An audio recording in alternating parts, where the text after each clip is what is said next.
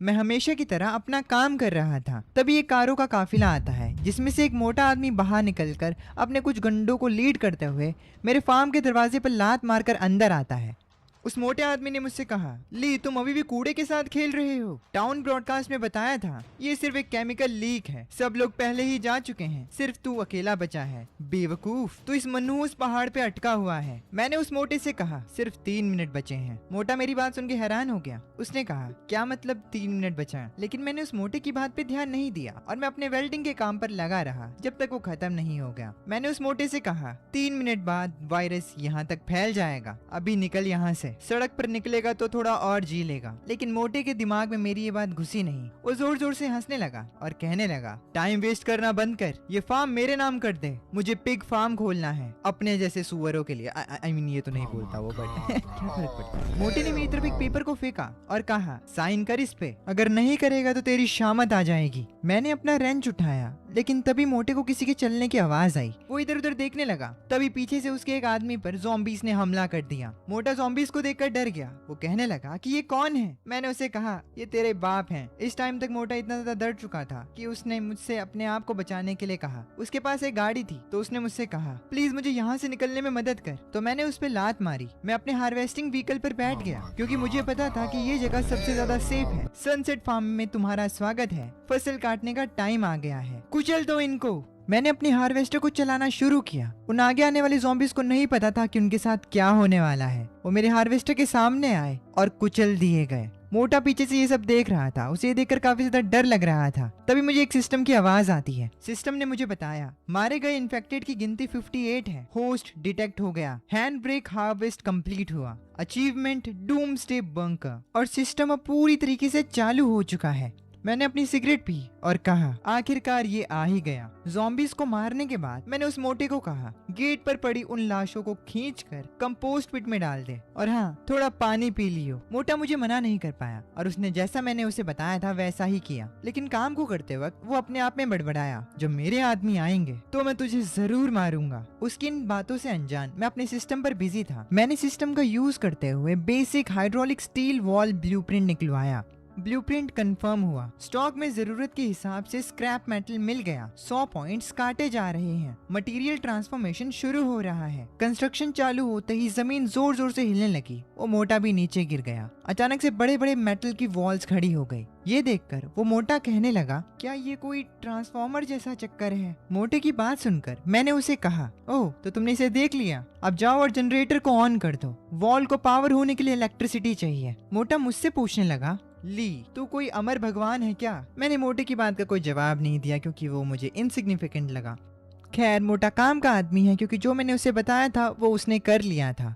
अब वॉल में बिजली दौड़ रही थी, बट फूड स्टोरेज अभी भी एक इशू था। सिस्टम के एंटीवायरल बीज को उगने में टाइम लगेगा। मैं वॉच टावर के ऊपर बैठकर ज़ॉम्बीज़ पर निगरानी रख रहा था। तभी मैंने एक कार को देखा जो कि आकर मेरे गेट के सामने क्रैश हो जाती है। उस कार से एक लेडी बाहर निकलती है। उसके हाथ में एक बच्ची भी होती है। वो बच्ची को लेकर मेरे गेट्स की तरफ आती है और मुझसे रिक्वेस्ट करती है कि मैं दरवाजा खोलूं। उसकी बच्ची बोलती है कि मॉन्स्टर्स उनके पीछे हैं और मॉन्स्टर्स सच में उनके 100 मीटर करीब होते हैं। मैं उन्हें लाउड स्पीकर पे कहता हूँ, पीछे हटो, जो भी गेट के पास आएगा मारा जाएगा। सामने से वो लेडी घबराते हुए कहती है, मेरी बेटी को बुखार है, प्लीज उसकी मदद करो, मैं तुम्हें कुछ भी देने को तैयार हूँ। मैंने उन्हें साफ साफ कह दिया, ये प्राइवेट जमीन है, रेड क्रॉस नहीं। तभी एक ज़ॉम्बी उनके काफी करीब आ गया। वो लेडी अपने बच्चे को कस के पकड़कर बैठ गई। उसकी ममता देखकर मैंने एक एरो से उस ज़ॉम्बी को मार दिया और उस लेडी से कहा, मैंने कहा पीछे हटो। उस लेडी ने बताया, मैं एग्रीकल्चरल एकेडमी से एक डॉक्टर हूँ, प्लांट जेनेटिक्स में स्पेशलिस्ट हूँ। मैंने गेट पर आलू के पत्तों को पर्पल होते देखा। वो फंगल इन्फेक्शन है ना? उस लेडी की बात सुनकर मुझे रियलाइज हुआ कि मुझे उसकी जरूरत है। तो मैंने उसे कहा, अपनी जैकेट उतारो, घूम जाओ, दिखाओ कहीं चोट तो नहीं लगी। तुम्हारी बॉडी में मेरा कोई इंटरेस्ट नहीं है, मुझे सिर्फ वायरस से मतलब है। वो लेडी मेरी कंडीशंस के लिए मान जाती है। तो मैंने उन्हें अपने फार्म के अंदर आने दिया। तभी सामने से मोटा आया और मुझसे बोला, यो ली, ये लड़की मस्त है, एकदम स्मूथ स्किन, बॉडी चेक वाला काम मुझे करने दे भाई। उसकी इतनी बेकार बात पर मैंने उसका नाक तोड़ दिया और मैंने उसे अपनी गन से धमकाया एंड उसे बताया कि यहाँ इस फार्म पर सिर्फ मैं ऑर्डर देता हूँ। दोबारा ऐसी हरकत की तो मैं तुझे ज़ॉम्बीज़ के आगे फेंक दूंगा। अब मैं उस लेडी के पास गया और उससे पूछा, तुमने कहा तुम्हारे पास पीएचडी है? उसने कहा, हाँ, मेरे डॉक्यूमेंट्स मेरे बैग में हैं। उसके बाद सुनकर मैंने उसे कहा, डॉक्यूमेंट्स की जरूरत नहीं, मुझे रिजल्ट्स चाहिए, वहाँ डिलीवरी देनी है। तुम्हारे पास सिर्फ आधा दिन है और मुझे तुमसे रिजल्ट्स चाहिए। उस लेडी ने मुझसे टूल्स और पानी मांगा और बताया कि वो ये चीज जरूर करेगी, नॉट लाइक उसके पास और कोई ऑप्शन भी है। उसकी बात सुनकर मैंने उसे ब्रेड और पानी दिया एज एन एडवांस पेमेंट और उसे बोला, याद रखना, यहाँ पर तुम्हारी कीमत ही तुम्हारी जिंदगी और मौत तय करती है। ये कहकर मैं वहाँ से जाने लगा। जाते हुए मैं सोच रहा था कि अगर वो सच में काम की हुई तो सिस्टम के वो एडवांस्ड बीच बच सकते हैं। अब मैं अपने काम पर लग गया। हमें वेपन्स चाहिए थे। मैं सिक्योरिटी कैमरास पर भी नजर रखे हुए था। मुझे वेपन्स अपग्रेड करने में काफी घंटे लग गए। अचानक से सिस्टम का एक नोटिफिकेशन आया, फार्म के अंदर हल्की सी दुश्मनी डिटेक्ट हुई है। मैं तुरंत समझ गया कि क्या होगा। इस कयामत में बहुत से लोग कुत्ता बनने को तैयार हैं, पर वफादार कुत्ते बहुत कम हैं। अभी कोई जल्दी नहीं है, इस चीज को बाद में देखते हैं। मीनवाइल फार्म के फूड प्रोडक्शन को लेकर वो औरत अभी भी काम कर रही थी। मैंने उसे फूड को बचाने का काम दिया था और वो औरत सच में बहुत ही ज्यादा मेहनती थी। उसके पास में ही उसकी बच्ची आधे ब्रेड को अपने हाथ में पकड़े हुए खड़ी थी। उसकी माँ उसके पास गई और उसे बोलने लगी, डुओ, थोड़ा बर्दाश्त कर लो, मम्मी इस मिट्टी को ठीक कर देगी, फिर अंकल हमें यहाँ रहने देंगे, फिर हमारे पास आलू कभी खत्म नहीं होंगे। तभी वो मोटा सुअर उस लेडी के पास गया। उसके हाथ में एक सॉसेज थी और वो डॉक्टर सू को ग्रीट करके कहने लगा, डॉक्टर सू, अभी भी मिट्टी में खेल रही हो? सू ने उसे बताया, वो फंगल विल्ट बीमारी है, ग्रे अल्कलाइन और काफी स्ट्रॉन्ग है, माइसेलियम को दबा सकता है, मिट्टी को ढीला करके हवा लगने से शायद ये बच जाए। सू ने उस मोटे को बहुत अच्छे से एक्सप्लेन किया कि क्या प्रॉब्लम है, लेकिन मोटे के दिमाग में कुछ और खिचड़ी पक रही थी। वो सू से बोलने लगा, जो भी हो, लिहान को क्या पता है, खेती करना चोंगक्वी के पीछे घूमने जितना अच्छा नहीं है। टाउन में मेरी अच्छी पहचान है, ये सॉसेज ले,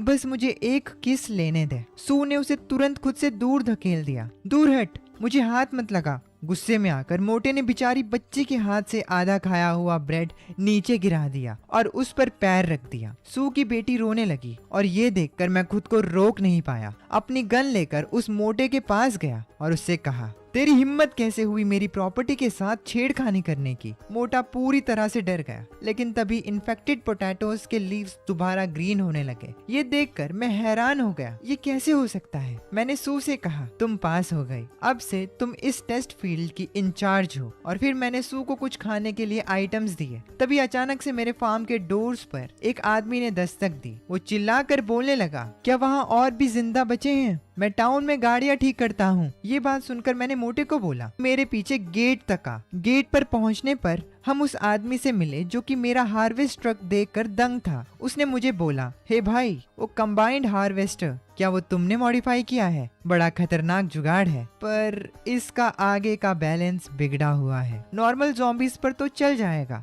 अगर किसी मजबूत हड्डी वाले स्टील स्कल वाले ज़ॉम्बी से टक्कर मारी तो तुम्हारा शाफ्ट टूट जाएगा। मैं उसकी स्किल्स देखकर इम्प्रेस था। मैंने उसे बोला, क्या तू इसे ठीक कर सकता है? वो हंसने लगा और बोला 50 मील के दायरे में पहिए वाली कोई भी चीज हो, अगर धुआं निकालती है तो मैं ठीक कर सकता हूँ। शियोंग ये संभाल लेगा। अगर मैंने इसे ठीक कर दिया तो मुझे सिर्फ खाना देना, मेरे ये हाथ आपके गुलाम। इस आदमी की बात सुनकर मुझे रियलाइज हुआ कि मुझे ऐसे ही स्किल्ड लोगों की जरूरत थी। तो मैंने जाओ चोंग उस मोटे को बोलकर इस मैकेनिक के लिए दरवाजा खुलवा दिया। लेकिन मोटे को ये नया मेंबर पसंद नहीं आया। वो खुद से बड़बड़ाया, बस एक भिखारी है जो भीख मांग रहा है, हमारे पास खुद खाने को पूरा नहीं है। शियोंग मेरे फार्म के अंदर आया। उसने मेरे फार्म का मुआयना किया और फिर मेरे हार्वेस्टर के पास चला गया। Wow, titanium serrated hydraulic boost, लेकिन ये ठंडी हवा बहुत बुरी है। तूने वेल्ड किया है इसको? पक्का किसी अनाड़ी का काम है ये।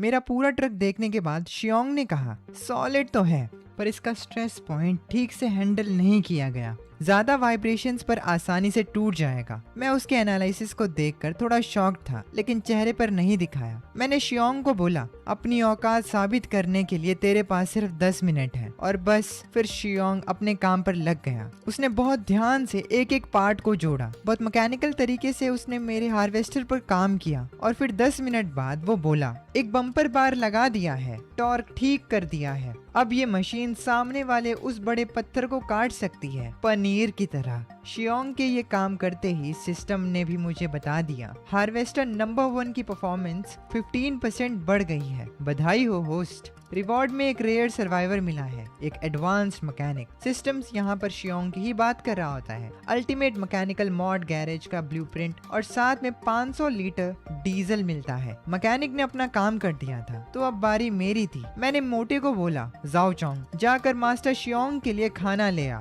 2 कैन मीट के, 1 बॉटल दारू। ये सुनते ही मोटा बोल पड़ा, ली बॉस, मैं यहाँ 3 दिन से हूँ, दारू की महक तक नहीं सूंघी मैंने। मोटे की ये बात सुनते ही मैंने उससे तुरंत पूछा, तू गाड़ी ठीक कर सकता है क्या? उसने सामने से जवाब दिया, नहीं, मैं ड्राइवर हूँ। मैंने उसे समझाया, ड्राइवर तो हर जगह मिल जाएंगे, पर मैकेनिक अभी पांडा से भी ज्यादा रेयर है, जाके ले आ, ठीक है? ज्यादा सवाल जवाब मत कर। मोटे का मुंह बन गया, लेकिन उसे मेरी बात तो माननी ही पड़ी। आप बॉस हो, आपकी ही चलेगी, ये कहकर वो वहाँ से चला गया। कुछ टाइम बाद हम सब एक साथ डिनर टेबल पर बैठ गए। सिर्फ वो मोटा वहाँ पर नहीं था। शराब अच्छे अच्छे को पिघला देती है, और इसीलिए मेरा मैकेनिक भी पिघल गया। उसने कहा कि ये है असली जिंदगी, दारू का गिलास उठाकर दारू पीते हुए। लेकिन तभी उसने एक शॉकिंग बात बोली, बॉसली, आपको अंदाजा नहीं टाउन में क्या पागलपन चल रहा है अभी। मैंने पूछा, टाउन में क्या हुआ? मैकेनिक ने बताया, एक वाइल्ड वॉल्फ गैंग घूम रहा है वहाँ। उन्होंने मेरी ऑटो शॉप पर कब्जा कर लिया है, गैस स्टेशन पर भी ताला लगा दिया। उनके पास शॉटगन्स हैं, कोई भी आदमी दिखे तो गोली मार देते हैं, औरतों को उठा लेते हैं। और जब मैं यहाँ आ रहा था तब पास की पहाड़ी पर एक चमक देखी मैंने, दूरबीन जैसी लग रही थी। शर्त लगा लो, उनकी नजर हम पर पड़ चुकी है। मैंने तुरंत जवाब दिया, सिर्फ बाहर से ही नहीं, अंदर भी गंदगी भरी हुई है। मैं ऑलरेडी जानता था मोटा अपनी औकात दिखा ही देगा, और उसने वही किया। उसने वॉल्फ गैंग को वॉकी टॉकी से आधी रात को कांटेक्ट किया।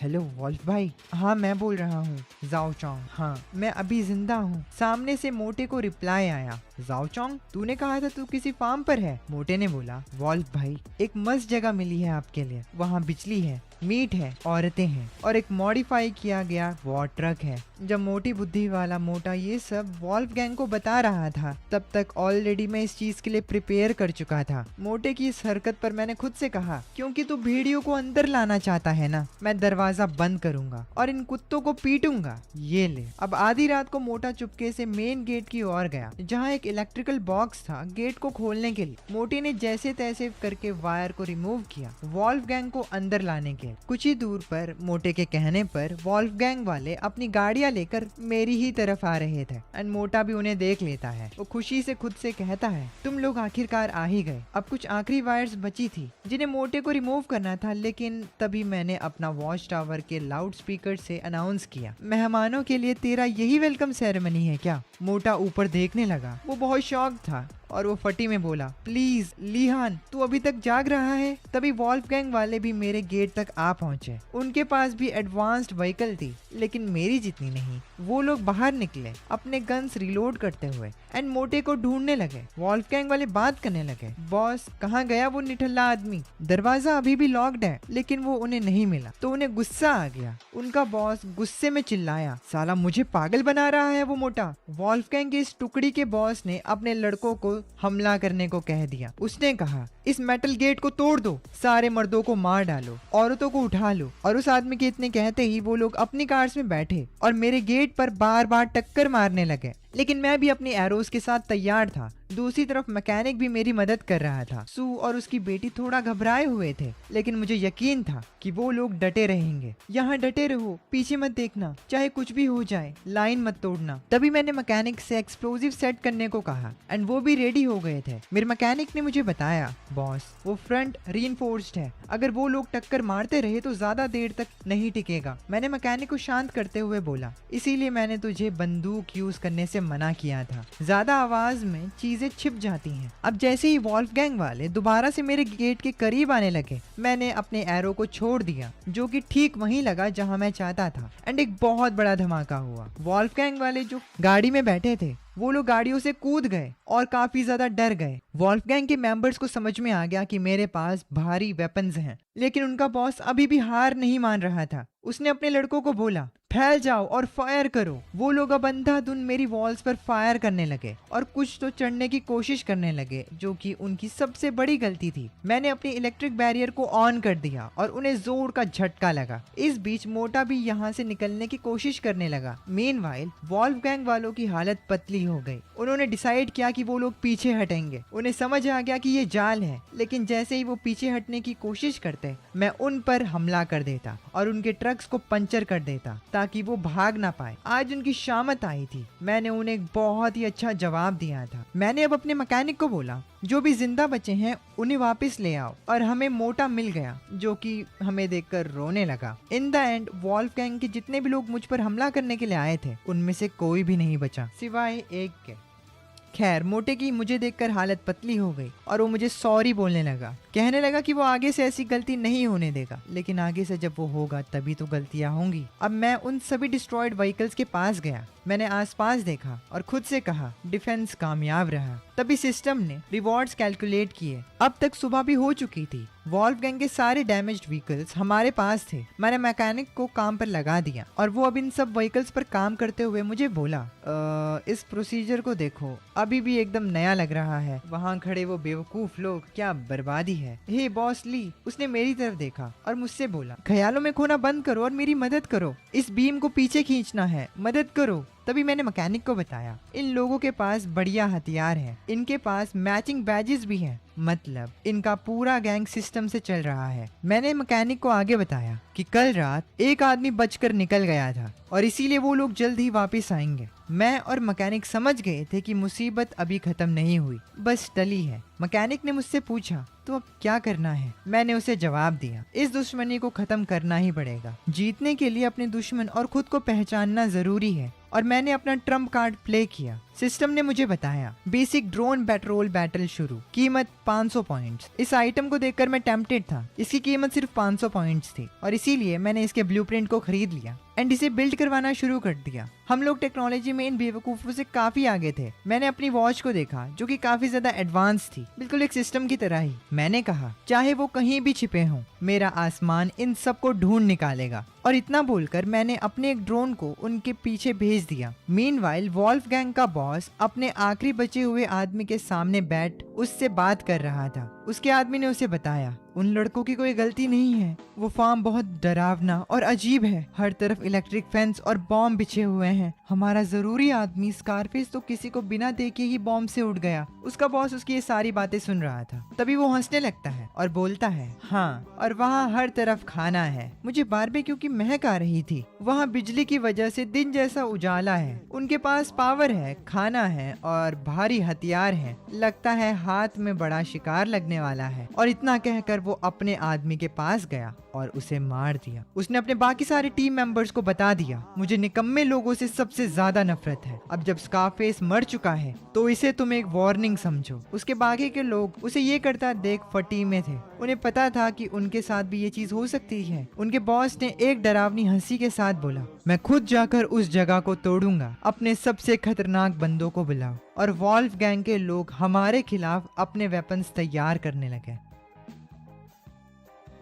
मीनवाइल मेरे फार्म में सू की बेटी ने अपनी माँ से एक सवाल पूछा, मम्मी क्या अब हम यहाँ रहेंगे? वो आदमी बहुत डरावना है। हाँ, वो मेरे बारे में ही बात कर रही है। लेकिन उसकी माँ ने उसे समझाया, वो डरावना इसीलिए है क्योंकि वो हमारी रक्षा कर रहा है। इस दुनिया में अच्छे लोग जिंदा नहीं रह सकते। तभी माँ बेटी की कन्वर्सेशन के बीच में मैं आ गया। मैंने सू को एक बॉटल दिया और उससे कहा, गेहूं उगने में कितना टाइम लगेगा? सू ने जवाब दिया, 3 दिन। हमारा पहला एंटीटॉक्सिन आटे का बैच तब तक मिल जाएगा। इसी बीच मैंने अपने वॉच पर एनिमी के भेजे व्हीकल्स देखे। तभी सू ने मुझे बताया, पर हमें पानी की जरूरत है। बहुत सारे पानी की। वीट बात की बात थी, पहले हमें एनिमी पर फोकस करना था। मैंने अपने लोगों को मीटिंग रूम में बुलाया। हम एनिमी पर अपने ड्रोन से नजर रखे हुए थे। हमने देखा कैसे एनिमी ने अपने व्हीकल के आगे एक आदमी को बांध रखा था। मेरे टीममेट्स ये देखकर हैरान थे। सू शॉक्ड होकर बोली, हे भगवान, ये जानवर। मेरे मैकेनिक ने बोला, इन्होंने लोगों को अपनी गाड़ियों के आगे बांध रखा है, ये तो बिल्कुल पाप है। बॉस, अगर हम शूट करें या उनकी गाड़ियों को उड़ा दें तो पहले ये बेचारे लोग मरेंगे। मैं जानता था कि इसका मतलब क्या है। मैंने अपने लोगों को अपना डिसीजन सुनाया। वॉल्व किंग और सबर नहीं कर सकता। सब लोग अपनी पोजीशन लो। मैं जानता था कि हम किसके अगेंस्ट हैं। भले ही वेपनरी में हमारे पास एक अपर हैंड हो, लेकिन मैं ऐसे ही सिविलियंस को नहीं मार सकता। मैंने अपनी टीम को बोल दिया, चलो इस फार्म को उनका कब्रिस्तान बनाते हैं। और अब मैं और मेरी टीम तैयारी करने लगे इस बैटल के लिए। मैंने अपनी टीम को कहा, इस बर्बादी में कोई मासूम नहीं है, सिर्फ मुर्दा या जिंदा हैं लोग। मैंने अपने मैकेनिक को बताया, जैंग ब्लैक, हार्वेस्टर चालू कर। सू, बच्चों को सेलर में ले जा। सू मेरी बात सुनकर घबरा गई। उसने मुझे रोकने की कोशिश की। तुम क्या कर रहे हो? मैंने उसे अपना जवाब दिया, अगर इनको बम्पर कार खेलना है तो मैं भी इनके साथ अच्छे से खेलूंगा। और मैं अपने हार्वेस्टर उर्फ टैंक में बैठकर आगे निकल गया। चलो चलें, हम आज हमला करेंगे। दूसरी तरफ वॉल्फ गैंग का लीडर अपने आगे एक ह्यूमन शील्ड लिए चल रहा था। उसने मुझे आगे आते हुए देखा, लेकिन वो रुका नहीं। उसका आदमी डर से बोला, छोड़ो मुझे। लेकिन दूर से देखते हुए उनके लीडर ने कमांड दिया, गाड़ी रोकना मत। मुझे नहीं लगता उसकी हमें टक्कर मारने की हिम्मत होगी। स्पीड बढ़ाओ, सीधे अंदर घुस जाओ। ये कहकर वॉल्फ गैंग का लीडर जोर से हंसने लगा। मैंने अपने आगे आते हुए वॉल्फ गैंग के ट्रक को देखा। मैं जानता था कि वो क्या सोच रही हैं, लेकिन किसने कहा मैं किसी को टक्कर मारने वाला हूँ। मैं सही मौके की तलाश में था और मैंने उनके ट्रक को अपने एक टेक्निक से गिरा दिया, फिजिक्स का यूज करते हुए। जो आदमी ट्रक के आगे वाले हिस्से पर था वो अलग कर दिया, जिससे वो आदमी बच गया। और फिर इस आदमी ने भी अपना बदला इन लोगों से ले लिया। तभी मुझे सिस्टम ने बताया, टारगेट मिल गया है, ली गैंग, कॉम्बैट रेटिंग ए, इलाइट। फॉरेन इसको अपने साथ मिलाने की रिकमेंडेशन है। दूर से वॉल्फ गैंग का लीडर अपने आदमियों से कहता है, निकम्मो हमला करो, जो भी इसे मारेगा उसे आधी सप्लाईज मिल जाएंगी। मैं और मेरा न्यूली रिक्रूटेड आदमी ली गैंग अपने सामने वॉल्फ गैंग को देखकर पूरी तैयारी कर लेते हैं। ये एक ब्लड बात होने वाला था। ली गैंग कहता है, मैं इसका इस्तेमाल नहीं करना चाहता, पर इनको नर्क में भेजने के लिए ये काफी है। हम लोग बिल्कुल तैयार थे। तभी मेरा मैकेनिक कहता है, बॉस हटो, ओल्ड ब्लैक के ड्रैगन श्रिम्प का स्वाद चखो। मेरे मैकेनिक ने हमारी एक स्मोक कैनन के यूज से हमारे कुछ एनिमीज को अंधा कर दिया। उन्हें सब कुछ दिखना बंद हो गया, ऑफ कोर्स, क्योंकि वो अंधे हो चुके हैं। हम ऑलमोस्ट जीत चुके थे, लेकिन वॉल्फ गैंग के लीडर ने अपनी वो चाल चली जिसे देखकर मैं हैरान हो गया। उसने आसमान में एक फ्लेयर चलाई और बोला, मीलों दूर से सारे ज़ॉम्बीज यहाँ आ जाएंगे। और अब वो अपनी बाइक पर बैठकर वहाँ से फरार हो गया। उसने चेतावनी दी कि वो वापस जरूर आएगा, अगली बार पूरी आर्मी यहाँ होगी। और अब वो थाउजेंड्स ऑफ ज़ॉम्बीज को मेरे फार्म की तरफ बुलाकर गायब हो गया। हजारों ज़ॉम्बीज की भीड़ हमारी तरफ आ रही थी, लेकिन अपने न्यू रिक्रूट और अपने काबिल लोगों के साथ मैं भी तैयार था। ली गैंग ने मेरी तरफ अपना हाथ बढ़ाया और मुझसे कहा, ली अब तुम्हारा हुआ। मैंने उसे बोला, नए एम्प्लॉय ट्रेनिंग में तुम्हारा स्वागत है। हमने अपनी बंदूकें तैयार की। मैंने अपने मैकेनिक को बोला, लाशों का ढेर साफ करो। और उसने इशारा करते हुए बोला, ठीक है। अब इस फ्लेम थ्रोअर टावर का इंतजार नहीं होता। अब हमें ज़ॉम्बीज को मारते हुए शाम हो जाती है। ली वॉल के ऊपर चढ़कर ज़ॉम्बीज पर फायर करते हुए कहता है, ये लोग तो बहुत ज्यादा हैं, कम से कम 3000 होंगे। तुम्हारी बंदूक खतरनाक है, पर ये लोग ढेर बनकर अंदर आ सकते हैं। हमारे पास बिल्कुल भी इतनी गोलियां नहीं है। ली की बात सुनकर मैंने मुस्कुराते हुए कहा, किसने बोला हमें गोलियां चलानी है? मैंने एक बटन को प्रेस किया और दूसरी ओर मेरे मैकेनिक ने एक व्हील को घुमाया और बोला, आने दो, इन कमीनों को चखने दो वो दावत जिसे ओल्ड हे ने तुम्हारे लिए बनाया है। सिस्टम ने मुझे जो फ्यूल दिया था वो मैं इन ज़ॉम्बीज के ऊपर फेंकने वाला था ताकि इन्हें बारबेक्यू कर सकूं। हमने ज़ॉम्बीज के ऊपर फ्यूल डाला और फिर मैंने अपने एरो पर फायर लगाकर इनके ऊपर शूट कर दिया, जिससे वो सारे ज़ॉम्बीज जलने लगे। मैंने उन जलते हुए ज़ॉम्बीज की तरफ देखा और कहा, ये तो बिल्कुल जिंदा मीम की तरह है। मैं ली के पास जाने लगा और मैंने उसे बताया, जली हुई जमीन, अगले साल बढ़िया फसल होगी। इस भयानक फाइट के बाद और अपने एक न्यू टीम मेंबर के साथ मैं और मेरी सारी टीम डिनर टेबल पर बैठे थे। तभी सू ने मुझसे कुछ ऐसा कहा जिसे सुनकर मैं थोड़ा डर गया। सू ने कहा, पूरा इकोसिस्टम बर्बाद हो चुका है, मिट्टी के अंदर की हर चीज अपनी जान बचाकर भाग रही है, इसीलिए हमें भी अपनी जान बचानी होगी और यहाँ से भागना होगा। सू की बात बिल्कुल सही थी और ये मुझे तब पता चला जब एक वाइल्ड चूहे का झुंड हमारे फ्लोर के नीचे आ गया, जिससे जमीन हिलने लगी। सू की बेटी डर गई एंड उसने अपनी मम्मी को कहा कि जमीन क्यों हिल रही है। मैं तुरंत उठकर चेक करने लगा कि वजह क्या है और मुझे पता चला जमीन के नीचे कुछ है। मैंने बाहर की ओर देखा, बाहर हमारे व्हीकल के नीचे की जमीन भी हिल रही थी। तभी सिस्टम ने मुझे बताया, लेवल 1 इमरजेंसी, बड़े बड़े लाइफ फॉर्म्स डिटेक्ट हुए हैं, लोकेशन सारे जमीन के नीचे वाले सेक्टर्स हैं। ये देखकर मैं घबरा गया और मैंने अपनी टीम को तुरंत छत पर जाने का ऑर्डर दिया। जल्दी करो, सब लोग ऊपर भागो। अचानक से धरती के अंदर से म्यूटेटेड चूहे निकले। उनकी आंखें लाल और साइज नॉर्मल चूहों से 10 गुना ज्यादा बड़ा था। उन्होंने मेरे फार्म की चीजें खराब करना शुरू कर दिया। हम जैसे तैसे छत के ऊपर पहुंचे। सू ने बोला, दीवार ज़ॉम्बीज़ को तो रोक सकती है पर इनको नहीं रोक पाएगी, ये हम सबको खा जाएंगे। लिए जो तब से इन चूहों पर शूट कर रहा था, उसकी गन ने भी जवाब दे दिया। उसने कहा, मेरी गोलियां खत्म हो गई हैं। ली, क्या तुम्हारे पास कुछ और प्लान है? वो चूहे हमारी आंखों के सामने सब कुछ बर्बाद कर रहे थे और मुझे पता था कि आगे क्या करना है। नॉर्मल हथियार किसी काम के नहीं थे। जो मैं आगे कर रहा था उससे अनाज के गोदाम पर आग लगेगी, लेकिन अब यही रास्ता बचा है। मैंने सिस्टम खोला और शॉप पर एक ऐसी चीज देखने लगा जिसके लिए मुझे 200 पॉइंट्स और चाहिए थे। सिर्फ वही एक पावर थी जो कि हमें बचा सकती थी। सिस्टम मुझे बार बार बोल रहा था, सफिशिएंट पॉइंट्स नहीं है, क्या हाई इंटरेस्ट मोड चालू करें? मेरे लिए बहुत टफ चॉइस थी, लेकिन मैंने वो किया जो मैं कर सकता था। मेरे लिए अभी एक्सचेंज करो फौरन। मैंने डिसाइड किया कि मैं नीचे जाऊंगा, लेकिन तभी लेई ने मुझे रोक लिया। नीचे हर तरफ चूहे भरे पड़े हैं, वहाँ नीचे जाने का मतलब है सीधा मौत। मैंने लेई को समझाया, अगर मैं वहाँ नहीं गया तो हम सब मारे जाएंगे। सुवान और बच्चों का ध्यान रखना। मैंने अपनी न्यूली ऑब्टेन स्किल यूज करने का सोचा और इस थंडरस्टॉर्म में नीचे कूद गया। चूहों ने मुझ पर अटैक करना शुरू किया और मैंने भी उनको पलटकर वार किया, लेकिन ये काफी नहीं था। हट जाओ मेरे रास्ते से। मैंने सभी चूहों को अपनी तरफ अट्रैक्ट किया और फिर सिस्टम की मदद ली। सिस्टम, मैग्नेटिक पल्स कॉइल चालू कर दो। इस थंडरस्टॉर्म के मौसम ने मेरा साथ दिया और आसमान की बिजली की मदद से मैंने एक आर्क बनाई जो कि हाई वोल्टेज आर्क 100 मीटर्स को कवर कर रही थी और फिर एक ही झटके में सारे चूहे मर गए। मेरी टीम ये नजारा ऊपर से देख रही थी, वो भी दंग थे। उन्हें यकीन नहीं हो रहा था कि ऐसे कैसे पॉसिबल हो सकता है। उन्हें लगा ये कोई चमत्कार है। इस अटैक का असर मुझ पर भी हुआ था। मेरी हालत बहुत ही ज्यादा पतली थी, मेरे मुंह से खून निकल रहा था। ये बहुत ताकतवर है, लेकिन मेरे लिए ये करना जरूरी था। अब अगली सुबह होती है, तभी सिस्टम एक और नोटिफिकेशन भेजता है, अचीवमेंट खुल गया है, Lord of thunder and snow. मेरा पूरा फार्म का नुकसान होता है। हर तरफ चूहों की ब्लैक डेड बॉडीज पड़ी थी। ये चूहों की बॉडीज की राख मेरे पूरे फार्म को कवर कर रही थी। तभी सू नीचे आई। उसने फार्म का मुआयना किया और बोला, कमाल का है, इन चूहों की लाशें इस हाई वोल्टेज से राख हो गई हैं और ये बहुत बढ़िया ऑर्गेनिक खाद बन गया है। इस वक्त मेरे मुंह पर पट्टियां लगी थी, लेकिन जैसे ही मैंने सू की बात सुनी, मुझसे रहा नहीं गया। मैंने उससे पूछा, तो इसका मतलब ये बेकार जमीन अब सुपर फर्टाइल बन चुकी है? सू ने मुझे बताया, आलू की बात छोड़ दो, अब मैं म्यूटेंट फ्रूट्स भी उगा सकती हूँ। जैसे ही सू ने मुझे ये बात बोली, सिस्टम ने मुझे एक और नोटिफिकेशन दी, इको ग्रीन हाउस मॉड्यूल खुल गया है, जीन एडिटिंग खुल गया है, अब फ्रूट्स एंड सब्जियों के फार्म्स बूम होने वाले हैं।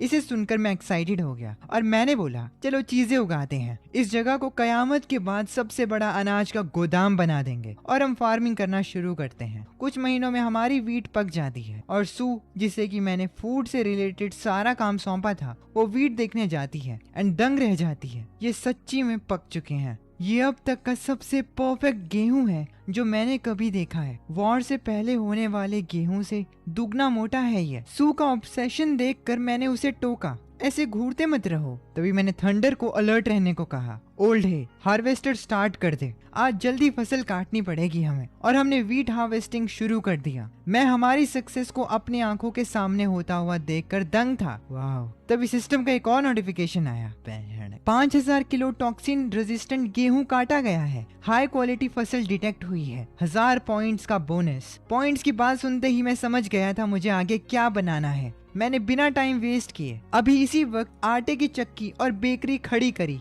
आज रात हम ताज़ा ब्रेड खाएंगे। बिल्डिंग कंस्ट्रक्ट होना शुरू हुई, लेकिन सैडली हम अकेले नहीं थे जिसे कि हमारे इस फार्म एंड बेकरी के बारे में पता हो। दूर एक और आदमी था जिसे कि हमारे बेकरी की स्मेल आई। अपोकलिप्स के बाद ये पहली बार होगा जब किसी ने फ्रेश बेकरी की स्मेल ली हो, और वो आदमी हमारे फार्म में घुसना चाहता था। उसे बेक होने की खुशबू भी आ रही है। वो वही फार्म है, लेकिन तभी उसके साथी ने समझाया, पर उनके पास इलेक्ट्रिक फेंस लगी हुई है और बड़ी अजीब मशीन्स है वहाँ। यहाँ तक कि वाइल्ड वुल्फ गैंग के आदमी भी वहाँ मारे गए हैं। लेकिन भूख इंसान से क्या क्या करवाती है। इन लोगों ने डिसाइड किया तो हम सीधा वहाँ चलेंगे। इतना सारा खाना है, क्या वो गिनती के चंद लोग उसे बचा पाएंगे? ये बात फैला दो, सबको बता दो, सनसेट फार्म शिजुहू में है, वहाँ जाओ। तुम सबको स्टीम्ड ब्रेड खाने को मिलेगी। जब बहुत सारे लोग इकट्ठा हो जाएंगे और अफरा तफरी मचेगी, तब हमें खाने को मिल जाएगा। मीनवाइल मैं इस नई मुसीबत से अनजान अपनी टीम के साथ था।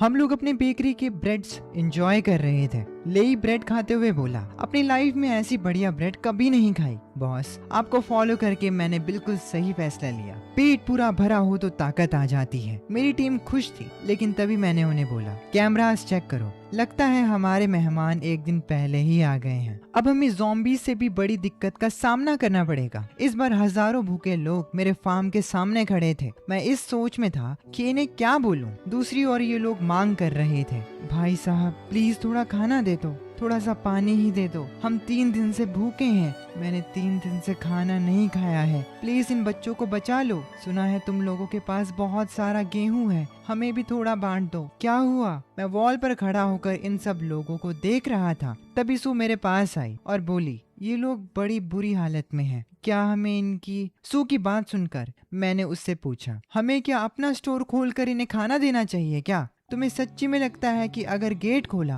तो ये लोग कूद कूद कर तुम्हारी चटनी नहीं बना देंगे? लेई गैंग, जाओ गन टावर संभालो। मैंने इन लोगों से बात करने का डिसाइड किया। मैं वॉल पर खड़ा था। मैंने लाउड स्पीकर पर इन लोगों को बोला, सुनो, ये कोई धार्मिक संस्था नहीं है, ये बस बिजनेस है। तभी इनमें से एक आदमी चिल्लाया और मुझसे बोलने लगा, सब भूखे मर रहे हैं और तुम्हें बिजनेस की पड़ी है? तुम्हारे पास दिल नहीं है क्या? मैंने तुरंत जवाब दिया, अगर खाना है तो लाइन में लग जाओ। मुझे वर्कर्स की जरूरत है। गड्ढा खोदने के लिए लोग चाहिए और पत्थर उठाने के लिए भी। दिन के 3 बंस मिलेंगे। अगर तुम्हारे पास कोई स्पेशल स्किल है तो तुम्हें 5 बंस और एक पानी की बोतल मिलेगी। और अगर किसी ने मुफ्त में खाने की कोशिश की, लाल लाइन क्रॉस की, तो मार दिए जाओगे। काफी क्रूअल लग रहा होगा, लेकिन मुझे जो सही लगा मैंने वो किया। मैंने सू को काम सौंप दिया इन लोगों का नाम और स्किल जानने के लिए। सू अपने काम पर लग गई। लोग लाइन लगाकर आने लगे। पहला आदमी आया। सू ने उससे उसका नाम और स्किल पूछा।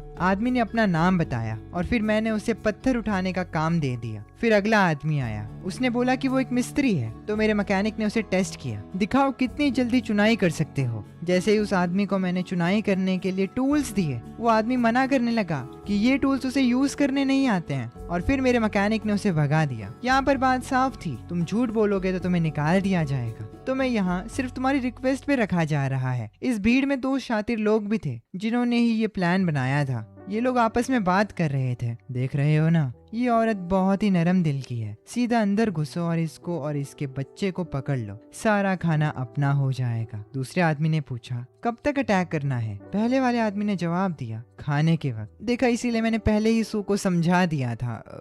खैर, सारे वर्कर्स को मैंने अपने फार्म पे काम पर लगा दिया था। सब मेहनत से खड्डा खोद रहे थे। तभी उनके लिए खाना आया, लेकिन इस खाने के लिए कन्फ्लिक्ट होना शुरू हो गया। कुछ वर्कर्स कंप्लेन करने लगे कि दूसरे वर्कर्स को पहले खाना क्यों मिल रहा है, हमें भी खाना चाहिए। उस औरत ने कहा था यहाँ सबके लिए खाना है। ये आदमी चुपके से सारा खाना दबा के बैठा है। चलो सब अंदर घुस के इसे छीन लेते हैं, ये हम सबको थोड़ी रोक लेंगे। और ऐसे ही ये लोग हमारे बेस के अंदर आने लगे। वो लोग नंबर्स में काफी ज्यादा थे। सू ये देखकर बोली, ये अंदर आने की कोशिश कर रहे हैं। ली गैंग, गोली मत चलाना, उनमें बच्चे और बूढ़े लोग हैं। हम मजबूर थे। लेई भी ये नहीं करना चाहता था। बॉस, मैं नहीं चलाऊंगा, मुझसे ट्रिगर नहीं दबाया जा रहा। आम आदमियों पर गोली कैसे चलाऊं? पर ये रेड लाइन पार करने वाले हैं। अपनी टीम की ये हालत देखकर मैंने उन्हें बोला, तुमसे किसने कहा उन्हें मारने को? ऐसी ही सिचुएशन के लिए मैंने इस मेथड को रखा था। मैंने अपना anti riot drone squad open कर दिया। भले ही उन पर नंबर्स हो, लेकिन मेरे पास टेक्नोलॉजी है।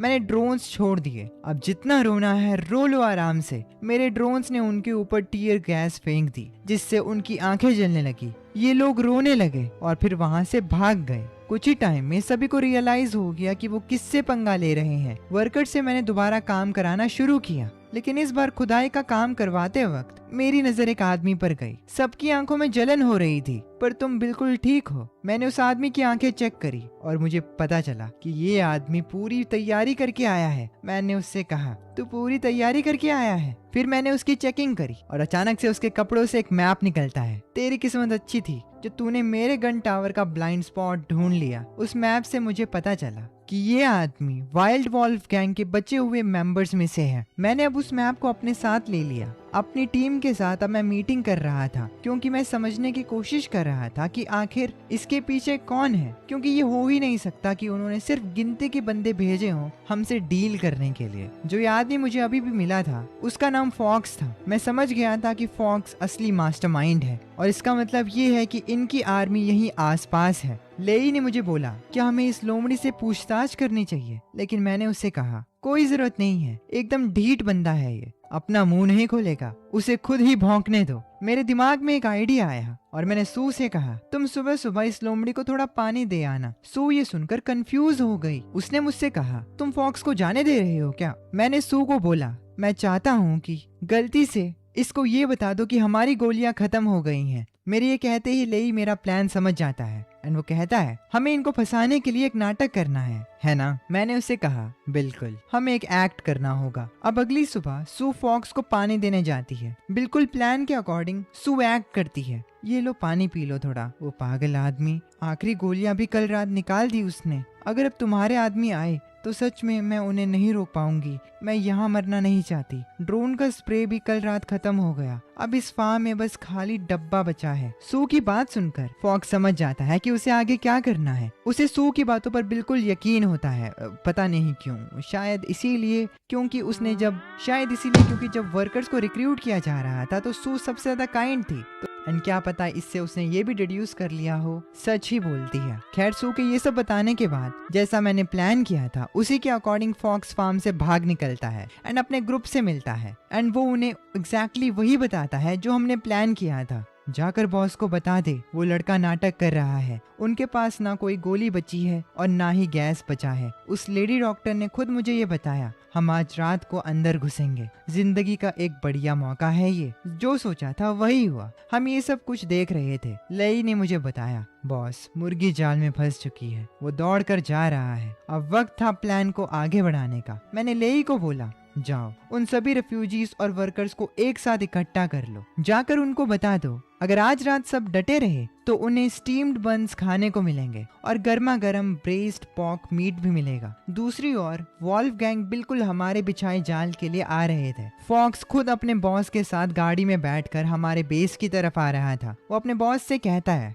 बॉस बस पास में ही है वो नाला, उन्होंने अभी हाल फिलहाल में ही खोदा है, वो उसमें पानी नहीं है, गाड़ियां आराम से उसके ऊपर से चलकर जा सकती हैं। फॉक्स का बॉस उसे कहता है, अगर तेरी ये खबर गलत निकली तो सबसे पहली गोली मैं तुझे मारूंगा। लेकिन फॉक्स को पूरी उम्मीद थी कि सू ने उसे झूठ नहीं बोला होगा। चमड़ी साला। वो कहता है, टेंशन मत लीजिए बॉस, वो लेडी डॉक्टर फट्टू है, उसमें झूठ बोलने की हिम्मत कहाँ। हम भी बड़े चालाक थे। हमने फार्म की सारी लाइट्स ऑफ कर रखी थी ताकि उन्हें कुछ दिखे ही ना, और वो बेवकूफों की तरह आगे आ रहे थे। लाइट्स ऑफ देखकर हमने जो रिएक्शन एक्सपेक्ट किया था वही रिएक्शन वॉल्फ गैंग के बॉस से मिलता है। वो गाड़ी से बाहर निकलता है एंड आसपास देखने लगता है। वो जोर जोर से हंसते हुए कहता है, उनमें लाइट जलाने तक की हिम्मत नहीं है, दोस्तों हमला करो। लेकिन जैसे ही वो मेरे ब्लास्ट रेडियस में आते हैं मैं लाइट्स ऑन करवा देता हूँ। मैं एक चेयर पर बैठा था और मेरे हाथ में एक रिमोट था। उन्हें देखकर मैंने उन्हें कहा, गुड इवनिंग। जैसे ही वो क्लोज आए हमने एक ब्लास्ट किया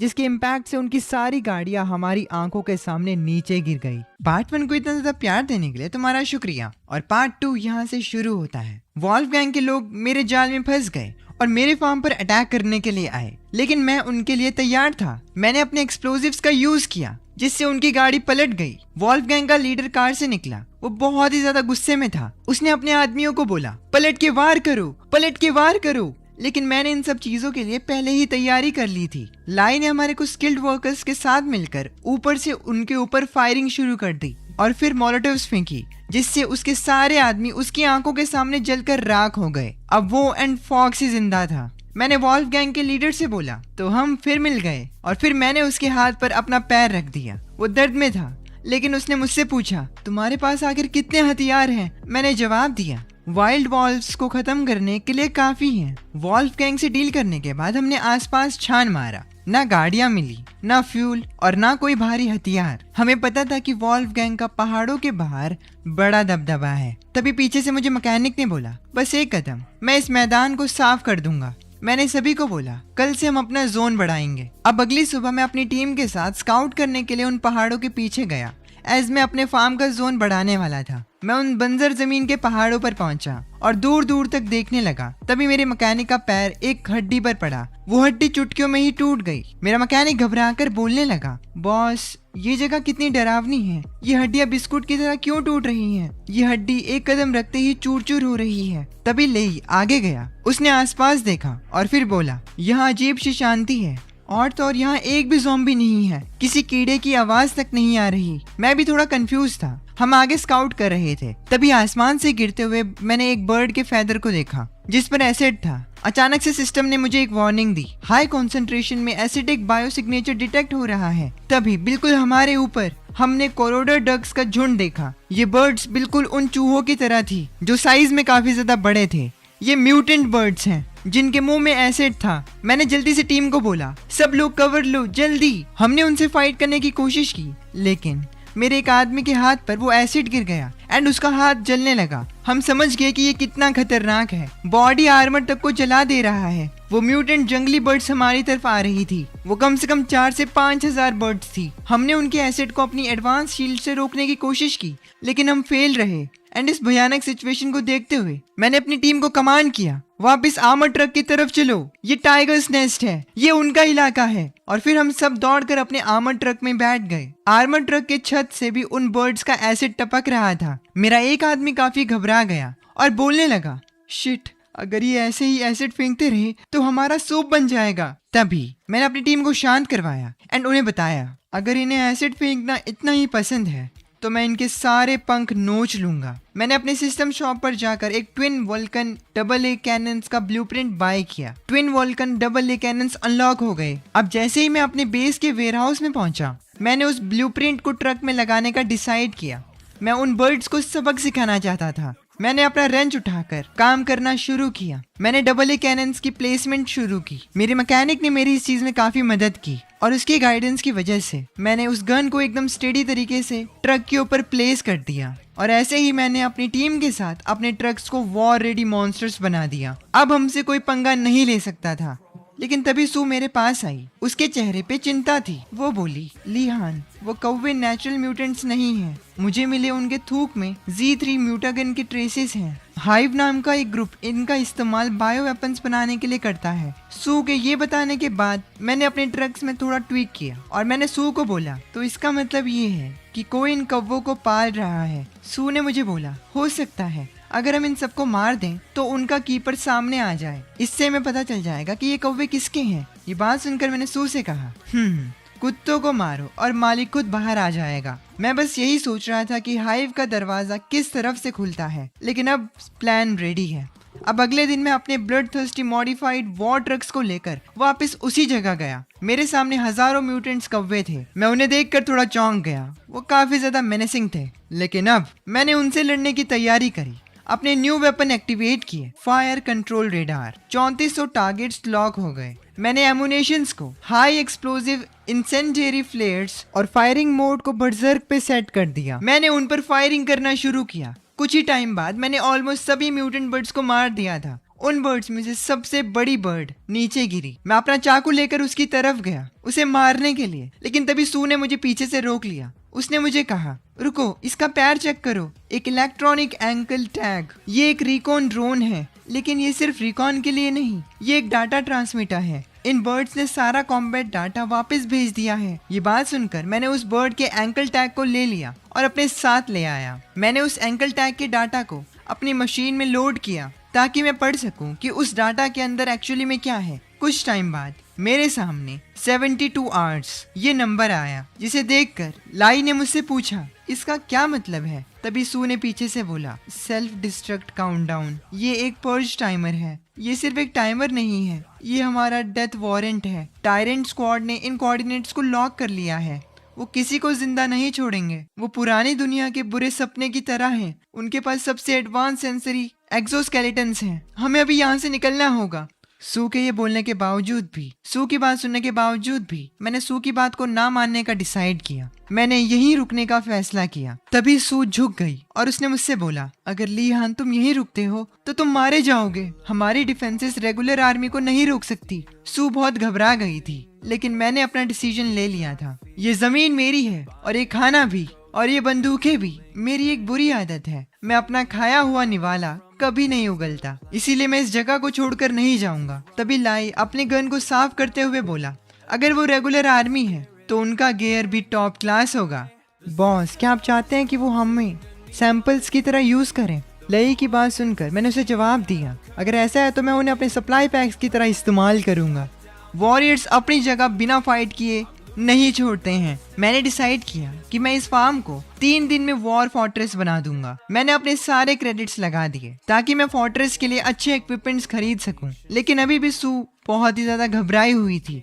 मेरे पास कोई और ऑप्शन नहीं था। मैंने फोर्ट्रेस को कन्वर्ट करने की तैयारी शुरू कर दी थी। वो सारे ब्लूप्रिंट्स जो भी लगने थे मैंने वो बाय किए और कंस्ट्रक्शन शुरू किया। मेरे सभी लोगों ने मेरी इसमें मदद की। मेरे मैकेनिक ने एक वॉर रोबोट तैयार किया और उसे देखते हुए उसने कहा, मानता हूँ ये दिखने में थोड़ा बेकार है, पर इसकी मदद से लाई गैंग एक मोटरसाइकिल को एक हाथ से उठा सकता है। मैकेनिक की बात सुनकर मैंने उस रोबोट पर हाथ रखा और मैंने उसे बोला, चलो इसका कोई नाम रखते हैं। मैकेनिक हंसा और बोला, आयरन बुल 1 कैसा रहेगा? और ऐसे ही हमारी तैयारी चलती रही। मैंने स्किल्ड वर्कर्स को अपनी आर्मी में शामिल कर लिया था। ये सब हम हाइव से लड़ने के लिए कर रहे थे, क्योंकि हाइव हमसे काफी ज्यादा पावरफुल थी। लेकिन एक दिन मेरे फार्म में एक आदमी आया अपने साथ दूसरे आदमियों को लेकर। वो मुझसे कुछ बात करना चाहता था। उस आदमी ने बोला, बॉस ली, हमने सुना आपने वॉल्व पैक का सफाया कर दिया। हमारे पास लकड़ी का इंतजाम है, हमें बस थोड़ा खाना चाहिए। एक्सपायर्ड चावल की एक बोरी भी चलेगी, हम भूख से मर रहे हैं। उस आदमी की बात सुनकर मैंने सू को बोला, सू इन्हें दिखाओ। और सू एक टोकरी में फ्रेश सब्जी लेकर वहाँ पहुंची। मैंने उस टोकरी में से एक टमाटर को उठाया और उस आदमी को एंड उसके साथियों को दिखाते हुए बोला, ये एक टमाटर है, विटामिन से भरा हुआ। ये एक टमाटर पूरे हफ्ते का राशन है। अपोकलिप्स में फ्रेश सब्जियां किसी सोने से कम नहीं होती। वो सभी आदमी मेरे सामने झुक गए और बोलने लगे, बाप रे, आप बस बताइए हमें क्या करना होगा? किसी को मारना हो, आग लगानी हो, कुछ भी चलेगा, लेकिन हमें खाना दीजिए। उनकी बात सुनकर मैंने उन्हें बोला, मुझे लड़ने वाले नहीं चाहिए, मुझे रिसोर्सेस चाहिए। मैं एक सैटेलाइट फार्म सिस्टम बना रहा हूँ। पहले जाओ और अपने इलाके को साफ करो। लॉग कैंप्स मुझे लकड़ी भेजेंगे, माइन से मुझे ओर मिलेगा, गैस स्टेशन फ्यूल जमा करेंगे और तुम तीनों की हर जगह से हर 3 दिन में डिलीवरी आनी चाहिए, वरना मैं तुम्हारा खाना बंद कर दूंगा। सही से काम किया तो तुम्हें सीड्स और फर्टिलाइजर मिलेंगे, लेकिन अगर किसी ने चालाकी दिखाने की कोशिश की, हमें धोखा देने की कोशिश की, तो मैंने उन्हें वार्निंग के तौर पर अपनी मशीन गन दिखाई और वो तुरंत समझ गए और बोलने लगे, कभी नहीं, बिल्कुल नहीं, आज से आप ही हमारे अकेले बॉस हैं। और विंटर भी शुरू हो गया था और अब मुझे समझ में आया कि ये लोग हमारे पास क्यों आए थे। ये स्मार्ट थे, इन्हें पता था कि विंटर आने वाला है। खैर, विंटर आने से पूरे फार्म पर जोर से बर्फ पड़ रही थी। इस बीच कुछ लोग हमारी तरफ आ रहे थे। अपने हर कदम के साथ वो हमारे काफी करीब आ चुके थे। उनकी आंखें लाल और हाइट हमारे आदमियों से काफी बड़ी थी, लेकिन मैं एंड सू इस चीज को जानते थे। सू आसमान की तरफ देखकर बोली, बर्फ गिर रही है, ये टायरेंट्स के लिए अच्छा है, उनकी स्किन कोल्ड रेजिस्टेंट है, हमारी बंदूकें ठंड में जाम हो सकती हैं। सू की बात सुनकर मैंने जवाब दिया, तो टायरेंट्स को खून से गर्म करते हैं। वॉर शुरू हो चुकी थी। वो लोग अपने एडवांस व्हीकल के साथ मेरी जगह के सामने आ गए थे। वो काफी तेज थे। मेरा मैकेनिक ये सब मॉनिटर पर देख रहा था और वो थोड़ा घबराया हुआ था। हे भगवान, ये किस तरह के मॉन्स्टर्स हैं? क्या वो गैटलिंग गन है? तभी मैं एंड ले आई बाहर जाने की तैयारी करने लगे। हमने लेआई को एक न्यू एडवांस वेपन दिया था, एक हाथ। लेआई ने मुझे बोला, बॉस वो गेटलिंग बंदूक वाला बंदा मेरा है, मैं देखना चाहता हूँ कि उसकी चमड़ी कितनी सख्त है। दूसरी ओर मैंने भी अपनी स्वॉर्ड को बाहर निकाला और प्रिपेयर करने लग गया। मैंने लेआई को बोला, बाकी दो को मैं देखता हूँ, चलो चलते हैं। मैं अपने फार्म के गेट खुलवाता हूँ। हमारे सामने वो जाइंट इन्फेक्टेड मॉन्स्टर्स थे जिनके हाथों में मशीन गन्स थी। एक मॉन्स्टर ने लेआई पर हमला करना शुरू किया। लेआई अपनी शील्ड को खोलता है एंड मुझे बोलता है, बॉस इसे मैं संभाल लूंगा, बाकी आपके। लेआई पर हैवी फायरिंग होने लगती है। बाकी के दो मॉन्स्टर्स मुझ पर हमला करने के लिए आते हैं, लेकिन मैं उनमें से एक के अटैक्स को डॉज करके उसे मार देता हूँ। ये देखकर वो दूसरा मॉन्स्टर और गुस्से में आ जाता है। अब अचानक से उसके पीठ के पीछे से टेंटिकल्स निकलने लगते हैं। ये देखकर सू मुझे कहती है, क्या वो ट्रांसफॉर्म हो गया? मैंने उसे बोला, तुमने एकदम सही कहा, मुझे पता था वो मॉन्स्टर इवॉल्व होकर मुझ पर हमला करेगा। और बिल्कुल यही होता है। वो मॉन्स्टर अपने ट्रांसफॉर्मेशन के साथ मुझ पर हमला करने लगता है। लेकिन इसी वक्त मैं भी अपना ट्रम्प कार्ड खेलता हूँ और अपने जेट पैक एक्टिवेट करके उसे उन पंछियों के एसिड के पास लेकर जाता हूँ जिन्हें हमने मारा था। दूसरी ओर लेआई एंड उस मॉन्स्टर की फाइट अभी भी चल रही थी। लेआई को थोड़ी चोट आई, लेकिन उसने हार नहीं मानी एंड उस मॉन्स्टर को आखिरकार मार ही दिया। क्या मस्त फाइट थी। मैंने लेआई को जवाब दिया, तुमने बिल्कुल सही कहा। अब मैं और लेआई आगे गए। मैंने हमारे अटैकर्स की टेक्नोलॉजी को एनालाइज किया। तभी पीछे से लेआई बोला, बॉस ये फार्म डिफेंस नहीं है, ये तो एलियन से लड़ने जैसा था। अब मैं और लेआई आगे गए। मैंने उन अटैकर्स की टेक्नोलॉजी को एनालाइज किया और लियू को बोला कि उसे जल्द ही इस चीज की आदत पड़ जाएगी। ये तो बस ट्रेलर था। Alright guys, before moving forward मैं तुम्हें थोड़ा सा बता देता हूँ कि हाइव क्या है और टायरेंट्स क्या हैं, क्योंकि आगे तुम्हें टायरेंट्स वर्ड भी सुनने को मिलेगा। तो मैं तुम्हें समझाता हूँ कि हाइव कौन है और वो क्या करती है। तो हाइव एक मैसिव इविल ऑर्गेनाइजेशन है या मेगा कॉर्पोरेशन है जिसकी वजह से शायद ये एपोकलिप्स शुरू हुआ है। ये लोग शैडोज से दुनिया को कंट्रोल करने की कोशिश कर रहे हैं। इन्होंने बायो वेपन क्रिएट किया है। इनके पास एडवांस टेक और आर्मी है। दूसरी तरफ हमारे टायरेंट्स आते हैं। जो टायरेंट है वो इलीट बॉस मॉन्स्टर्स हैं। टायरेंट नॉर्मल zombies नहीं है, ये हाइव के बनाए हुए बायो इंजीनियर्ड सुपर सोल्जर्स या साइबॉग मॉन्स्टर्स हैं। इन्हें स्पेसिफिकली लोगों को हंट करने और खत्म करने के लिए भेजा गया है। अगर तुमने रेजिडेंट इवल गेम्स खेली हैं तो तुम्हें इसके बारे में थोड़ा पता होगा। Anyways now let's move on. अब मैं अटैकर्स के इक्विपमेंट के एक पीस को वेयर हाउस लेकर गया जहां सू ने उस इक्विपमेंट को एनालाइज किया। इन सब चीजों को होता हुआ देखकर मैकेनिक भी थोड़ा हैरान था। तभी सू ने बोला, मैंने डाटा क्रैक कर लिया है और मुझे ये मिला। ये टायरेंट्स हाइव के T103 मास प्रोड्यूस टाइप्स हैं। उनका मिशन सफाया करना और फील्ड टेस्टिंग है। गुड न्यूज ये है कि तुमने उन्हें बहुत जल्दी मार दिया, लेकिन मरने से पहले उन्होंने रिपोर्ट भेज दी थी और टायरेंट्स ने इस जगह को टॉप डेंजर जोन मार्क कर दिया है।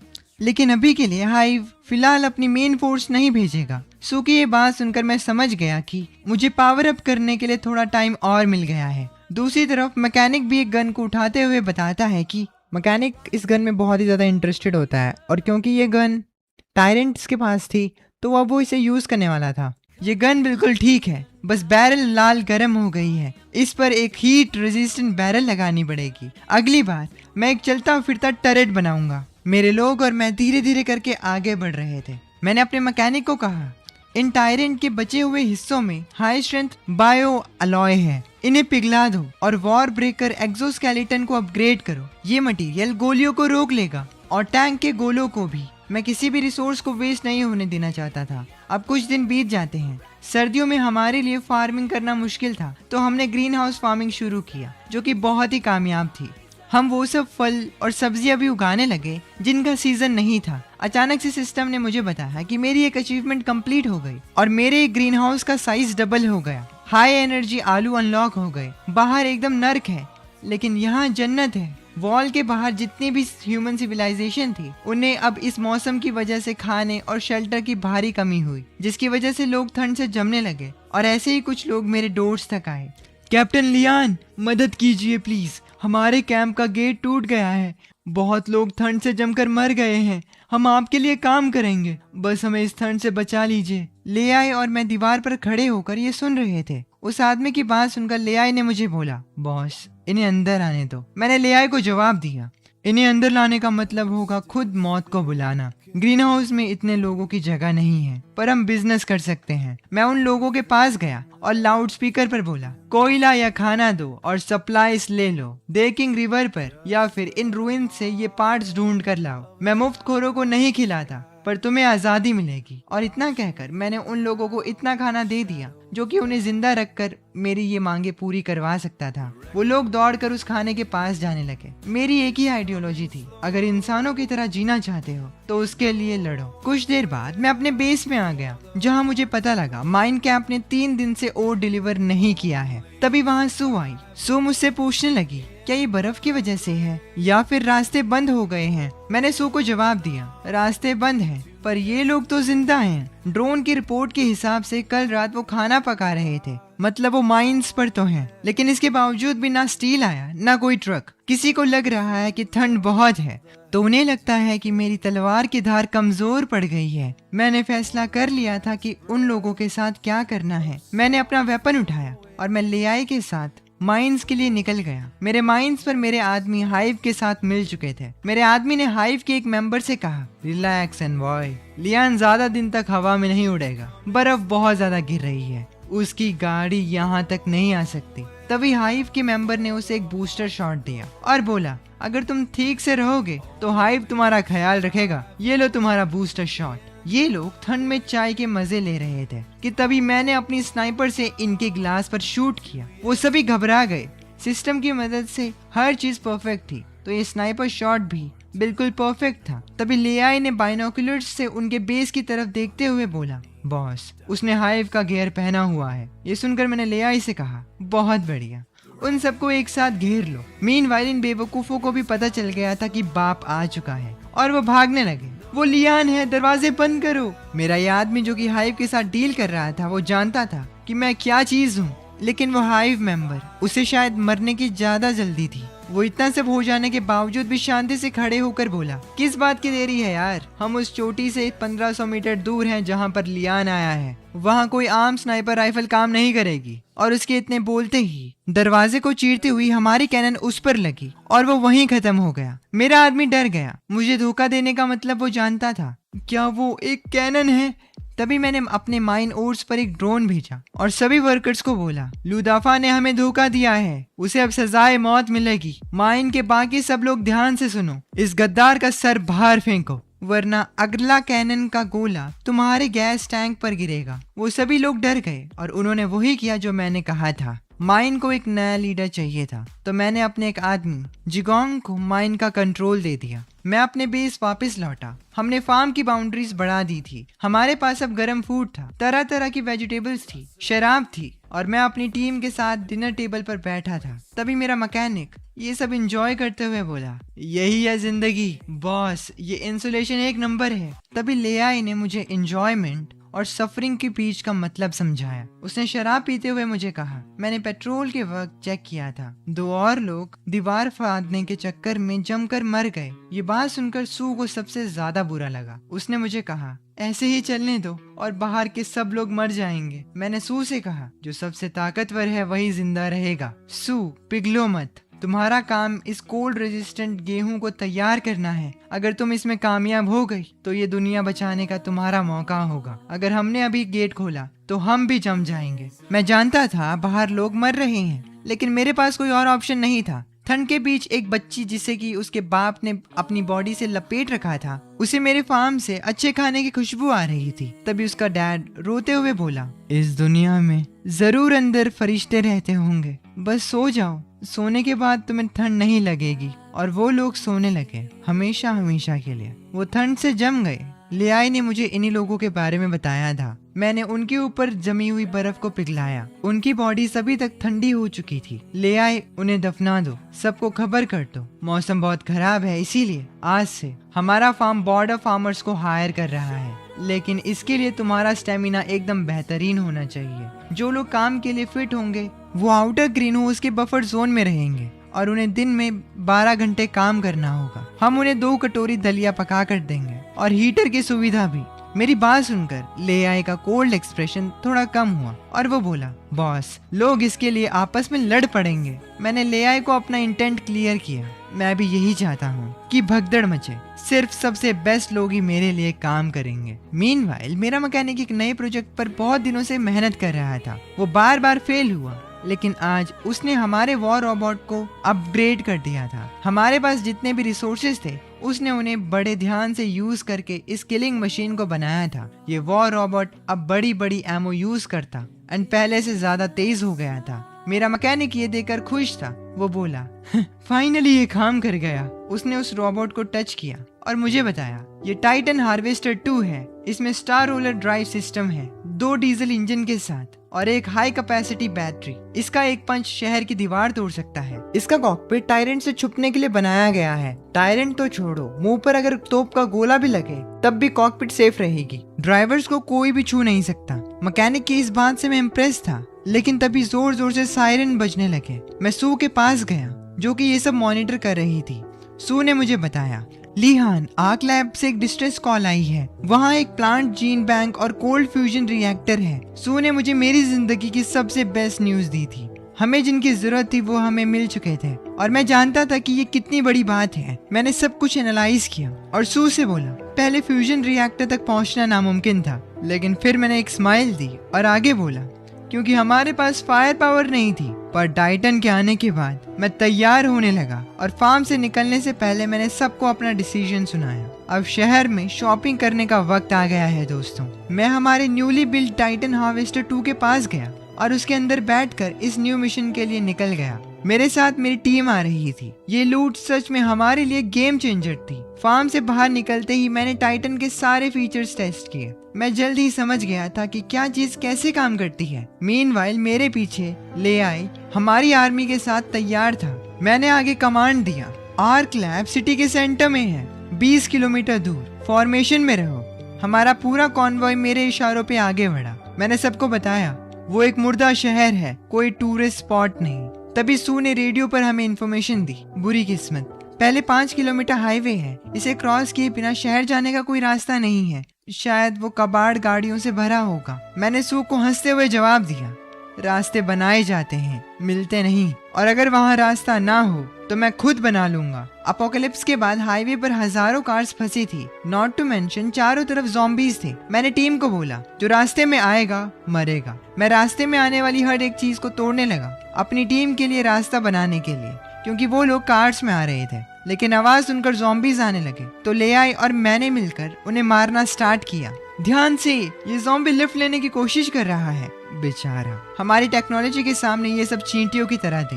हम जैसे जैसे आगे बढ़े, हमारे डिवाइसेस हमें नई इन्फॉर्मेशन देने लगे। हम सिटी के एक ऐसे कोने में थे जहां आसपास हरियाली थी। ये देखकर मैं कंफ्यूज हो गया। अजीब है, यहाँ पेड़ पौधे बहुत तेजी से बढ़ रहे हैं। ये कुछ ठीक नहीं लग रहा। लगता है हाइव ने कोई नया फर्टिलाइजर यूज किया है। मैंने अपनी टीम को अलर्ट रहने को कहा, क्योंकि यहाँ ज़ॉम्बी से भी बदतर चीजें हो सकती हैं। मैं टीम को लीड करते हुए आगे बढ़ा। हम शहर में हर चीज एक्सप्लोर करने लगे, लेकिन इसी बीच एक नई मुसीबत बिल्डिंग्स पर झूलते हुए हमारे करीब आई। मेरे कुछ सोल्जर्स जो ऑन फुट थे, उन्होंने एक मॉन्स्टर को देखा। वो दोनों बहुत डर रहे थे। वो इधर उधर देखने लगे, लेकिन हमला अचानक हुआ था अंडरग्राउंड से। एक मॉन्स्टर मेरे 2 सोल्जर्स को अपने पास खींच लेता है। लेआई को जैसे ही ये पता चलता है, वो सबको वार्न करता है, अंडरग्राउंड से हमला हो रहा है। अचानक से धमाके होने लगे और कुछ ही पलों में वो सारे ज़ॉम्बीज शहर में फैल गए। मैंने तुरंत टीम को हमला करने को कहा। हमने मॉन्स्टर्स पर कैनन फायर किए। लेआई ने बहुत अच्छे तरीके से दुश्मनों को हैंडल किया, लेकिन हम नंबर्स में कम थे। यहाँ तक कि ज़ॉम्बीज टाइटन के पार्ट्स तोड़ने की कोशिश करने लगे, लेकिन मेरे मैकेनिक की ये चीज कोई मामूली डब्बा नहीं था। मैंने टाइटन की मदद से उन सभी ज़ॉम्बीज को ग्राइंड कर दिया जो कि मुझ पर चढ़ने की कोशिश कर रहे थे। तभी पीछे से सू ने मुझे बताया, सामने वाली बिल्डिंग आर्क लैब का हॉस्पिटल है, पर एंट्रेंस किसी अजीब से बायो ऑर्गेनिज्म से सील हो रखी है। मैं तुरंत उस जगह पर पहुंचा। मैंने देखा हॉस्पिटल के दरवाजे पर एक ऑर्गेनिज्म ने ब्लॉक किया था। मैंने उसे तोड़ने की कोशिश की, लेकिन तब मुझे पता चला ये एक बायो जंक्शन है। मैंने अपनी पूरी फोर्स का यूज करना स्टार्ट किया और बहुत मेहनत के बाद मैंने एंट्रेंस ओपन की और मैं हॉस्पिटल के अंदर आ गया।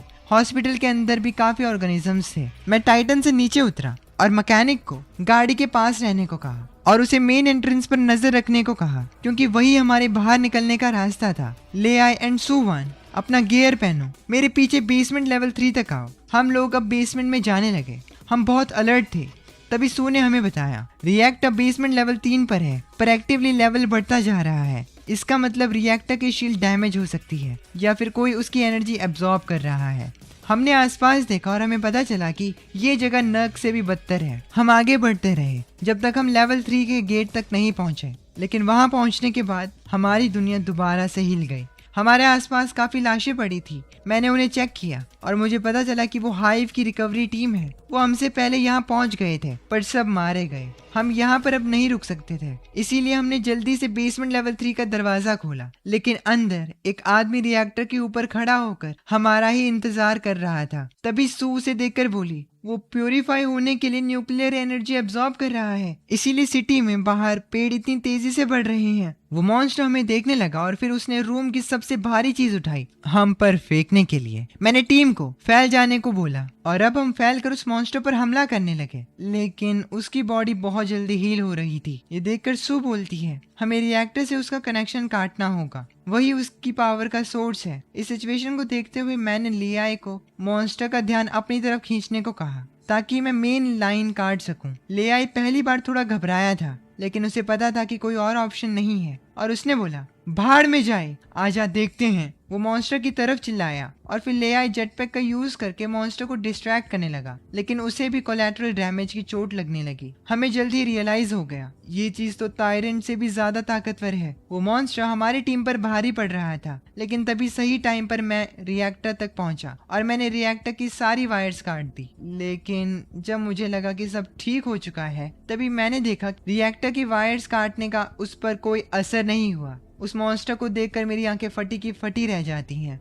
मेरे पास कोई और ऑप्शन नहीं था। मैंने जेटपैक ऑन किया और उससे लड़ना शुरू किया। लेआई ऑलरेडी घायल था और जल्द ही ये मॉन्स्टर मुझे भी पकड़ लेता है। मेरी हालत बहुत ज़्यादा खराब हो जाती है और मेरी इस खराब हालत को देखते हुए सिस्टम ने मुझे एक बार फिर बचाया। उसने मुझे कहा, होस्ट एकदम खतरनाक हालत में है, क्या वो 5000 पॉइंट्स के एक बार यूज होने वाले weapon miniature anti matter grenade को रिडीम करना चाहते हैं? 5000 पॉइंट्स बहुत ज्यादा थे, लेकिन फिर भी मैंने इसे रिडीम कर लिया। मैं जैसे तैसे करके उस मॉन्स्टर के पास गया और उसके मुंह में एक ग्रेनेड डाल दिया। ये लो तुम्हारे लिए गर्मा गर्म सूप। मीनवाइल सू को रिएक्टर का एनर्जी सोर्स मिल गया। उसे पता चला कि ये तो अनलिमिटेड एनर्जी है, इससे हम अपने ग्रीन हाउस को 10 गुना बड़ा कर सकते हैं। ग्रिड पूरा दिन फुल पावर में चल सकती है।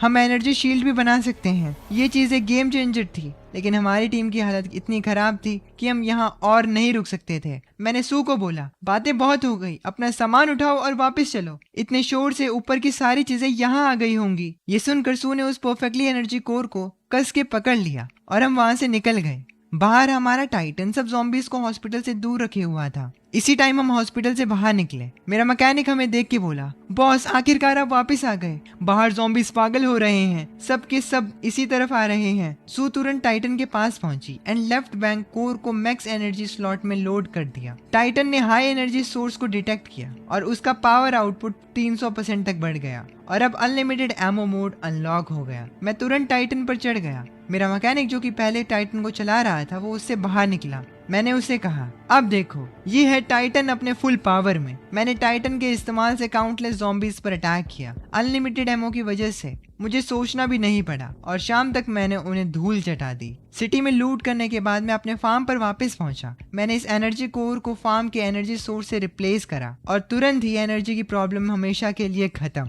फार्म अपग्रेड हो गया था अल्टीमेट फोर्ट्रेस में। स्काईगार्ड डिफेंस सिस्टम के फ्रेगमेंट्स और fully automated sentry production line, ये सब अब हमेशा के लिए चलने वाली थी। आज से ये ही इस दुनिया का अकेला हंटिंग ग्राउंड होगा।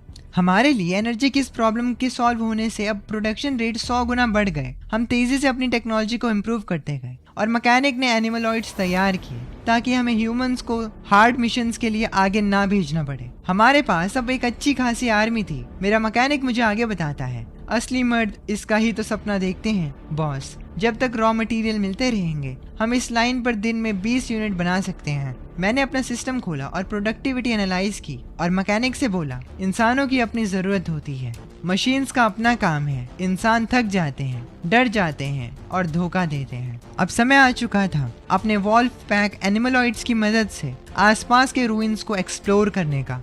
मैंने एक रेड बटन दबाया और हंटिंग मोड ऑन कर दिया। मैंने सबको लाउड स्पीकर पर बोला, सभी यूनिट कॉम्बैट नेटवर्क से कनेक्ट करें। टारगेट कोऑर्डिनेट्स अपलोड हो रहे हैं। क्यू रीग्रुप कर रहा है। वी फॉर्मेशन सेट डिप्लॉय होने ही वाला है। मैंने हमारी न्यूली डिप्लॉयड आर्मी तैयार की आसपास रूइंस को एक्सप्लोर करने के लिए और एनिमीज का सफाया करने के लिए। हमारे पास जितने भी एनिमी कोऑर्डिनेट्स थे, मैंने इन्हें उन पर अटैक करने का ऑर्डर दिया। इनकी स्पीड कमाल की थी। भाई क्या स्पीड है। लेआई ये देखकर कहता है, लगता है मुझे रात में पहरा नहीं देना पड़ेगा। लेकिन तभी मैं लेआई को बोलता हूँ, नहीं, तुम्हारा काम बदल गया है। मैं एक एलाइट कमांडर स्क्वाड बना रहा हूँ। तुम एस्कॉर्ट टीम को लीड करोगे। सबको 3 रोबोट डॉग्स मिलेंगे। अब जाओ और 5 किलोमीटर के दायरे में सारे खंडर साफ करो। एक मक्खी भी अंदर नहीं आनी चाहिए। मेरा प्लान था कि मैं अपने फार्म को और एक्सटेंड करूंगा। लेआई मेरे दिए गए मिशंस को कंप्लीट करने के लिए निकल गया और अब ऑफेंस का सारा काम अपग्रेडेड था। इसी बीच सू ने मुझे एक आइटम दिखाई और बोला कि डिवॉरर के जीन्स पर बेस्ड है और डिटॉक्स प्लांट्स के एक्सट्रैक्ट्स पर इस म्यूटेंट हेल के लिए मिक्स किया गया है। थ्योरी में देखा जाए तो ये मिट्टी में मौजूद वायरस और रेडिएशन को खा जाता है और इस जमीन को फिर से जिंदा कर सकता है। सू ने उस आइटम को बंजर जमीन पर यूज किया और तुरंत उस जमीन के अंदर से हरी भरी ग्रास उगने लगी, फ्लावर्स निकलने लगे। सू की बेटी ये देखकर बहुत खुश हुई। ये पहली बार था जब उसने रियल फ्लावर्स देखा हो। उसे उसकी खुशबू बहुत पसंद आती है, लेकिन आगे आने वाला खतरा, इसकी खुशबू की महक भी जल्दी फैलने वाली थी।